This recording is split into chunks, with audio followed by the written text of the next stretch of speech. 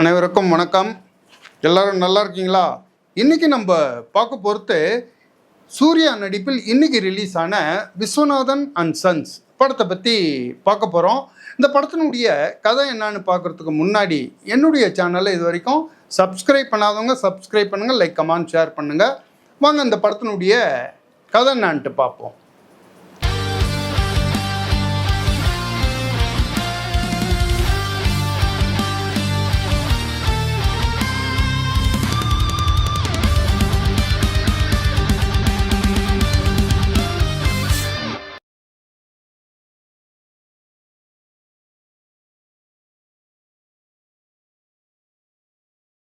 இந்த படத்தினுடைய கதையை நம்ம எப்படி சொன்னாலும் இந்த படத்தினுடைய சஸ்பென்ஸு வெளியாகிடும். அது படம் நீங்கள் போய் பார்க்கும்போது உங்களுக்கே கொஞ்சம் சப்புன்னு ஆகிடும். அதனால் இந்த படத்தினுடைய கதையை நான் மேலோட்டமாக சொல்கிறேன்.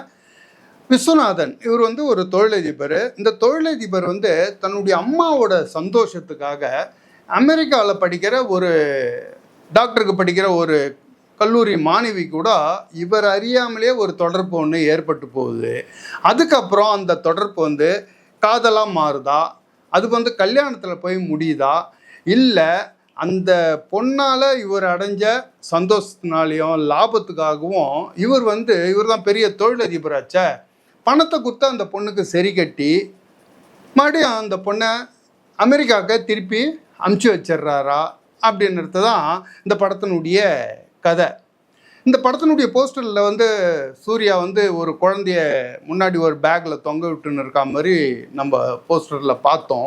அதை பார்க்கும்போதே இந்த விஸ்வநாதன் அண்ட் சன்ஸ் படத்தினுடைய கதை ஒரு குடும்ப படமாக தான் இருக்கும் அப்படின்னு நம்ம மனசுக்குள்ளே தெரியுது. அதே மாதிரி நம்ம நினச்சிட்டு போகும்போது இந்த படம் இந்த படத்தினுடைய கதையை அக்மார்க்கு குடும்ப கதை தான். அந்த அளவுக்கு இந்த படத்தினுடைய கதையை சூப்பராகவே செலக்ட் பண்ணியிருக்காங்க. சூர்யா நல்லா விசாரித்து தான் இந்த கதையை கேட்டுட்டு தான் நடிச்சிருக்கிறார். அந்த அளவுக்கு ஒரு நல்ல கதை. இன்ன தேதிக்கு இன்னிய நவீன கால உலகத்துக்கு ஏற்ற மாதிரி இந்த படத்தினுடைய கதையில் நிறைய வெரைட்டியாக கொடுத்துருக்குறாங்க. இந்த படத்தினுடைய கதை கொஞ்சம் பார்க்கும்போது பார்த்தா நிறைய படங்களுடைய இதில் வந்திருந்தாலும், ஆனால் இன்றைக்கி சூழ்நிலைக்கு ஏற்ற மாதிரி நிறைய விஷயங்களை மாற்றி இந்த இதில் நாமளே எதிர்பாராத நிறைய சின்ன சின்ன விஷயங்கள்லாம் இதில் வருது. அதெல்லாம் இப்போல்லாம் நடந்துக்கின்னு தான் இருக்குது. ஆனால் அதை சினிமாவில், அதுவும் மிகப்பெரிய ஹீரோ நடித்த இந்த படத்தில் அந்த ஹீரோவே செய்கிற மாதிரி இந்த படத்தில் இது வரைக்கும் சினிமாவில் சொல்லியிருக்காங்களான்னா இந்த படத்தில் தான் சொல்லியிருக்காங்க. அது ரொம்ப இன்ட்ரெஸ்டிங்காகவே இருக்குது. முக்கியமாக இந்த ஃபஸ்ட் ஹாப்பை சூப்பராக கொண்டு போகிறதே இந்த மாதிரியான கதையோட திருப்பங்கள் தான். இந்த படத்தினுடைய ஹீரோ சூர்யா தொழிலதிபர் விஸ்வநாதனாக நடிச்சிருக்காரு. அட்டகாசமான ஆக்டிங். அவர் ஏற்கனவே அந்த சஞ்சய் ராமசாமி என்ற இதில் நடிச்சிருக்கிறார். அதனுடைய கேரக்டர் நம்மளுக்கு இந்த படத்தை பார்க்கும்போது ஞாபகம் வந்தாலும் இந்த படத்தில் அவருடைய ஆக்டிங்காக அவர் ஒரு சில காட்சிகளில் அந்த குழந்தைகிட்ட கொஞ்சிற சீனு, தன்னுடைய அம்மாவை நினச்சி ஒரு இடத்துல அழகிற சீனு, இதெல்லாம் மிக பிரமாதமாக அட்டகாசமாக சூர்யா அந்த படத்தில் நடிச்சிருக்காரு. அடுத்தது ரெண்டாவதாக சொல்ல போனோம்னா இந்த படத்தினுடைய ஹீரோயின் மமிதா பைஜு. இவங்க தமிழ் சினிமாவுக்கு கிடைச்ச ஒரு சிறந்த நல்வரவு அப்படின்னு சொல்லலாம். இவங்களுடைய நிறைய படங்கள்ல அவங்களுடைய நிறைய நல்ல நடிப்பை நம்ம பார்த்துருக்கோம். இந்த படத்துலேயும் அவங்களுக்கு கொடுத்த அந்த கேரக்டரை அப்படியே ஊதி தள்ளுறாங்க. குறிப்பாக ஒரு சில சின்ன சின்ன மேனரிசத்தை அவங்க முகத்தில் அந்த காட்டுற அந்த க்யூட்டான தருணங்கள்லாம் நமக்கு படம் பார்க்கும்போது சூப்பராக இருக்குது.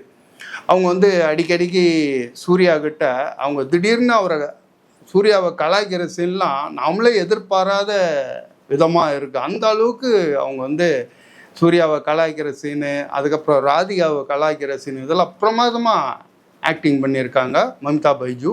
மூணாவதாக சொல்ல போனால் சூர்யாவுடைய அம்மாவாக நடிச்சிருக்கோம் ராதிகா. ராதிகாக்கெல்லாம் சினிமாவை பொறுத்த வரைக்கும் ரிட்டைர்மெண்ட்டுன்னே கிடையாது. அந்த அளவுக்கு ஒரு பிரமாதமான நடிகை. இந்த அம்மா கேரக்டரில் இந்த படத்தில் சும்மா அனாவசியமாக பண்ணியிருக்கிறாங்க. சரியான ஆக்டிங் பண்ணியிருக்காங்க. இந்த 3 பேரும் இந்த படத்துக்கு மிகப்பெரிய பில்லர். இந்த படத்தினுடைய பலம் இந்த 3 பேர் தான். அதுக்கு அடுத்தது முக்கியமாக சொல்ல வேண்டியது இந்த படத்தை வந்து அவ்வளோ ரிச்சாக எடுத்திருக்காங்க. ஒரு இடத்துல கூட நீங்கள் ஏழ்மை அப்படின்றத பார்க்க முடியாது. பணம் பணம் பணம், எங்கே பார்த்தாலும் ரிச்னஸ் தான். குறிப்பாக சூர்யாவினுடைய அந்த வீடை காட்டுறாங்க பாருங்கள், அது வீடா செட்டிங்கான தெரியாது. அந்த வீடை பார்க்குறதுக்கே நமக்கு அப்படி ஒரு பிரம்மாண்டம்.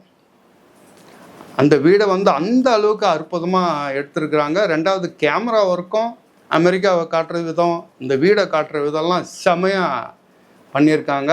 ரெண்டாவது வந்து படத்தில் இருக்கிற அந்த டைலாகு, ஃபஸ்ட் ஹாஃப்னுடைய ஸ்க்ரீன் ப்ளே எல்லாம் சூப்பர். அதுக்கடுத்து ஜிவி பிரகாஷனுடைய மியூசிக்கு 2 பாட்டு அருமையாக இருக்குது. சூர்யாவும் மமிதாவும் ஆடுற அந்த 2 பாட்டுக்கு நடனமும் அருமையாக பண்ணியிருக்காங்க. ஸோ கதை, திரைக்கதை, வசனம், நடிகர்களுடைய நடிப்பு, அப்புறம் வந்து படத்தினுடைய மியூசிக்கு எல்லாமே இந்த படத்தில் நல்லா வந்திருக்கு. சரி, இந்த படத்தினுடைய குறைன்னு பார்க்கலாம் அப்படின்னு பார்த்தா, ஃபஸ்ட் ஹாப்பை விட செகண்ட் ஹாப் வந்து கொஞ்சம் கம்மி தான். ஃபஸ்ட் ஹாப்பில் வந்து இவங்க சொன்ன கதையே வந்து நமக்கு பரவாயில்லையே, இது வரைக்கும் நம்ம கேள்விப்படாத கதையாக இருக்க, நல்லா பண்ணியிருக்காங்களே அப்படின்ட்டு நம்ம ஃபஸ்ட் ஹாப் முழுக்க நம்ம பிரமிச்சு தான் பார்த்துட்டு இருக்கோம். அந்த பிரமிப்பு செகண்ட் ஹாப்பில் கொஞ்சம் கம்மியாக இருக்குது. ரொம்ப போருன்னு சொல்ல முடியாது, செகண்ட் ஹாப்பில் கொஞ்சம் கம்மி. காரணம் வந்து 2 விஷயத்த சொல்லி தான் இந்த படத்தினுடைய கிளைமாக்ஸ் வரைக்கும் கொண்டு வராங்க. அந்த 2 விஷயத்தில் முதல் விஷயத்த கூட கொஞ்சம் நம்ம விட்டு தள்ளிடலாம். 2வது விஷயத்த வந்து சொல்லி இந்த 2வது விஷயத்த வச்சே கிளைமேக்ஸில் வேறு மாதிரி சொல்லுவாங்களோ, இந்த படத்தை வேறு மாதிரி முடிச்சிடுவாங்களோ அப்படின்ட்டு நம்ம நினச்சிக்கிட்டு தான் இந்த கிளைமேக்ஸை பார்த்துக்கிட்டே வரோம். ஆனால் கிளைமேக்ஸில் வந்து நாம் எப்படி நினைப்போமோ, நாம் எப்படி எதிர்பார்த்தோமோ அதே மாதிரி முடிச்சது தான் கொஞ்சம் நமக்கு இதுவாக இருக்குது. இருந்தாலும் அது இந்த படத்தினுடைய பிரச்சனைக்கு எந்த விதத்துலையும் காரணம் ஆகாது. அப்புறம் ஓரளவு செகண்ட் ஹாஃபும் அருமையாகவே வந்திருக்குது. மொத்தத்தில் இந்த படம் எப்படின்னு என்ன கேட்டால், சூர்யா நடிப்பில் வெளிவந்த மிக சிறந்த படங்களில் இந்த படமும் ஒன்று. மிஸ் பண்ணாத பாருங்கள். நாம் அடுத்த வீடியோவில் பார்ப்போம். பை.